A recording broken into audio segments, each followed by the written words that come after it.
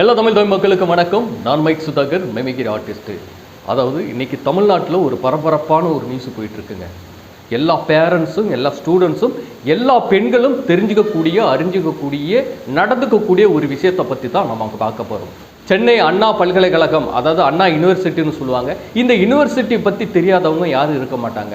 எப்போ அவன் பொண்ணு பையன் எங்கே படிக்கிறாங்க அப்படின்னு கேட்டால், நம்ம அண்ணா யூனிவர்சிட்டியில் தான் படிக்கிறாங்க அப்படின்னு சொன்னாவே அதுக்குன்னு ஒரு தனி மரியாதை இருக்குது. அந்த அளவுக்கு ஒரு ஃபேமஸான யூனிவர்சிட்டின்னு சொல்ல போனால் நம்ம அண்ணா யூனிவர்சிட்டி தான். இந்த யூனிவர்சிட்டியில் ஒரு பாலியல் வன்கொடுமை நடந்திருக்கு அப்படிங்கும்போது ஒரு ஆச்சரியமாக இருக்குது. ஒரு மாணவி வெளிநபரால் பாலியல் வன்கொடுமைக்கு ஆளாக்கப்பட்டிருக்கிறார் அப்படிங்கும்போது நம்மளுக்கெல்லாம் அதிர்ச்சியாக இருக்குது. எவ்வளோ பெரிய யூனிவர்சிட்டி, வேர்ல்டு ஃபுல்லாக தெரியும்.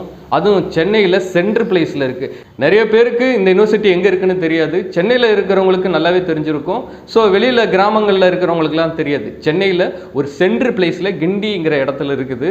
இந்த யூனிவர்சிட்டியை சுற்றி எந்த மாதிரி இடங்கள் இருக்குது அப்படின்னு பார்த்தோம்னா, காந்தி மண்டபம் இருக்குது, ஸ்னேக் பார்க் இருக்குது, ஐடிஸ் கேம்பஸ்ஸு, அந்த பக்கம் கேன்சர் ஹாஸ்பிட்டல், இந்த பக்கம் கோட்டுப்புறம், அந்த பக்கம் குமார். இந்த கோட்டுப்புறத்துலேருந்து வந்த வில்லங்கம் தான் இந்த யூனிவர்சிட்டிக்கு இவ்வளோ பெரிய கெட்ட பேர்.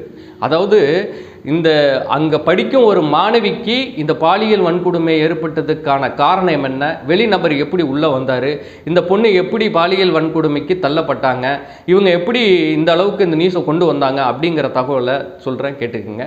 அண்ணா யூனிவர்சிட்டிக்கு பேக் சைடில் தான் அண்ணா லைப்ரரி இருக்குது. இந்த லைப்ரரிக்கு எய்த்தாப்பில் உள்ள ஏரியா தான் கோட்டுப்புறம்.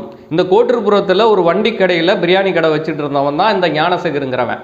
இவனுக்கு கல்யாணம் ஆகி 2 ஒய்ஃப் இருக்குதான். அதில் ஒரு ஒய்ஃப் வந்து அண்ணா யூனிவர்சிட்டியில் ஏதோ ஒரு துப்புரவு வேலை பார்த்துட்டு இருக்கிறதா சொல்கிறாங்க. இந்த அம்மா வந்து விட்டுட்டு ட்ராப் பண்ணி அழைச்சிட்டு போகிறது தான் இவன் வேலையாக இருந்திருக்கு. அங்கே வர்ற இடத்துல அந்த யூனிவர்சிட்டி பேக் சைடில் என்னென்ன இருக்குது, எப்படி இருக்குது அப்படிங்கிறதெல்லாம் நோட்டம் விட்றதா இவன் வேலையாக வச்சுட்டு இருந்திருக்கான். அந்த யூனிவர்சிட்டியோட இன்னொரு பக்கத்தில் காமன் சோறு உடஞ்சிருந்து அங்கே வந்து புல் பூண்டு மரம் செடி கொடி எல்லாம் வளர்ந்துட்டு இருக்கு. அதை மெயின்டைன் பண்ணாமல் விட்டுட்டாங்க. அங்கே வந்து யாருனாலும் உள்ளே போகலாம், எதை வேணாலும் பண்ணலாம் அப்படிங்கிற மாதிரியான விஷயங்கள் தான் இருந்திருக்கு. இந்த ஞானசேகருங்கிறவன் அந்த பின்பக்கத்தில் உடஞ்சிருந்த செவருலேருந்து உள்ளே வந்து 2 மாணவ மாணவிகள் பேசிகிட்டு இருந்ததை வீடியோ பிடிச்சி அங்கே போய் அவங்க 2 பேரும் மிரட்டியிருக்கான்.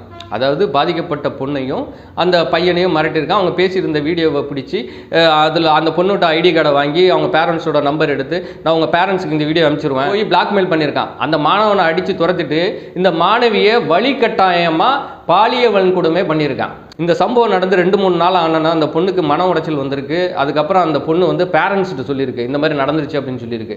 உண்மையிலேயே அந்த பேரண்ட்ஸை நம்ம பாராட்டணும். ஏன்னா ஒவ்வொரு பெண் குழந்தை வச்சிருக்கக்கூடிய பேரண்ட்ஸும் தன் குழந்தை என்ன பண்ணுது, தன் குழந்தைகிட்ட நம்ம எப்படி ஃப்ரீயாக பேசணும் அப்படிங்கிறத கற்றுக்கணும்.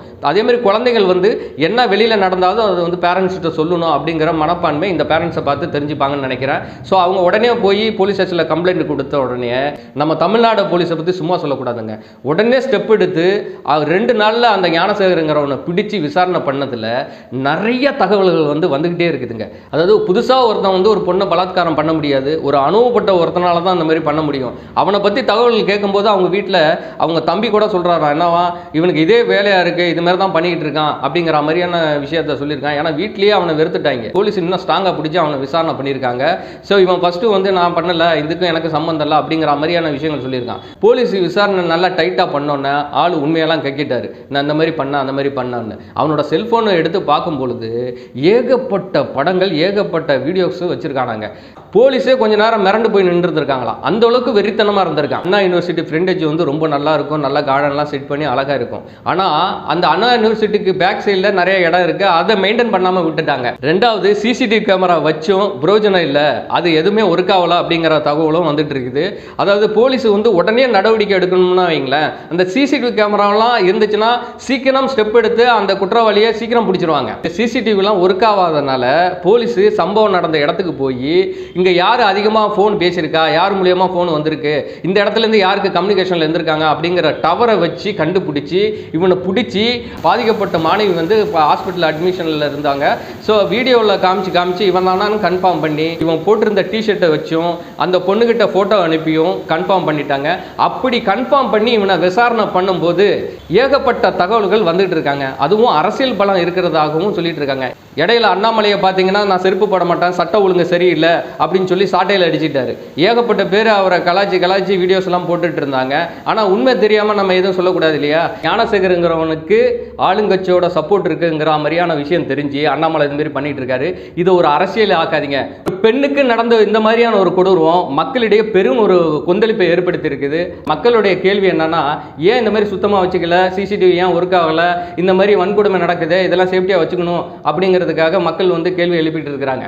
பொதுவாக பெண்களுக்கு நம்ம என்ன சொல்லணும் அப்படின்னா, ஒரு ஃப்ரெண்டு கிட்ட பழகுறீங்களா, ஒரு 4 பேர் இருக்கிற இடத்துல உட்காருங்க, பேசுங்க அப்படின்னு தான் நம்ம சொல்ல முடியும். போய் ஆள் இல்லாத இடத்துல ஒரு காட்டுக்குள்ளே நின்று பேசுகிறதும், செவுத்து ஓரத்தில் நின்று பேசுகிறதும், மற்றபடி பார்த்தீங்கன்னா ஒரு புதருக்குள்ளே நின்று பேசுகிறதும், இந்த மாதிரி பண்ணிட்டு இருந்தீங்கன்னா சேஃப்டி இல்லாத ஒரு உலகமாக இருக்குது. இதை பற்றி சொல்ல போகணும் அப்படின்னா நிறைய சொல்லலாம். ஏன்னா இப்போ சிட்டியை விட வில்லேஜ் வந்து ரொம்ப கெட்டு போச்சு, போதைப் பொருட்கள் வந்து அதிகமாகிடுச்சு. அப்போ யார் யார் என்ன மனநிலைமையில் இருப்பாங்கன்னே ஒன்றும் புரிய மாட்டேங்குது. அதாவது பெண்கள் வந்து பாதுகாப்பாக இருக்கணும். 4 பேர் இருக்கிற இடத்துக்காக போங்க, தனியாக போகாதீங்க, சேஃப்டியாக இருங்க. பழகக்கூடிய நண்பர்களை நல்ல நண்பர்களாக தேர்ந்தெடுங்க. உங்கள்கிட்ட பழகக்கூடிய ஆண் நண்பர்களே பார்த்தீங்கன்னா அகென்ஸ்ட் ஆயிடுவாங்க, என்ன நடக்கும்னே தெரியாது. அதனால் நல்ல நண்பர்களை தேர்ந்தெடுத்து மக்கள் நடமாட்டம் உள்ள ஏரியாக்களில் உட்காந்து நீங்கள் பேசுங்க. யாரும் பேச வேணான்னு சொல்லல, சேஃப்டியாக இருங்க. தமிழ்நாட்டு மக்களுடைய கொந்தளிப்பு என்னன்னா, இந்த ஞானசேகர் இருக்கான் இல்லையா, அவனுக்கு அதிகபட்ச தண்டனையை வாங்கி கொடுக்கணுங்க அப்படிங்கிற ஒரு வெறியோடு இருக்காங்க. இதுக்காக வந்து காலேஜ் பெண்கள் பசங்க எல்லாருமே வந்து போராட்டத்தில் ஈடுபட்டு இருக்காங்க. தமிழ்நாடு அரசு இதுக்கு ஒரு சீக்கிரம் ஸ்டெப் எடுத்து அவனுக்கு அதிகபட்ச தண்டனையை வாங்கி கொடுக்கணும். இதுமாரி ஆட்கள் மறுபடியும் எதுவும் செய்யக்கூடாது. பெண்களுக்கான பாதுகாப்பு இல்லை அப்படிங்கிற கோரிக்கை வந்து மக்கள்கிட்ட நிறைய இருக்குங்க. அதனால பெண்கள் ஜாக்கிரதையா இருங்க. மீண்டும் அடுத்த ஒரு வீடியோவில் சந்திக்கும் வரை உங்களிடமிருந்து விடைபெறுவது நான் உங்கள் மைக் சுதாகர். நன்றி, வணக்கம்.